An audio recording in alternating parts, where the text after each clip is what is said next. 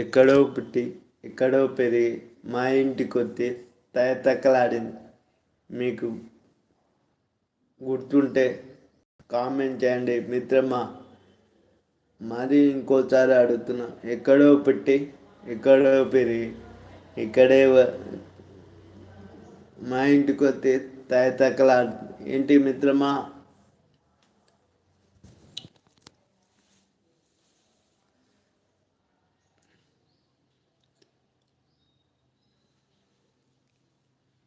కిందో పలక పైన పలక పలకల నడుమన మెలకల పాము ఏంటిదో చెప్పండి.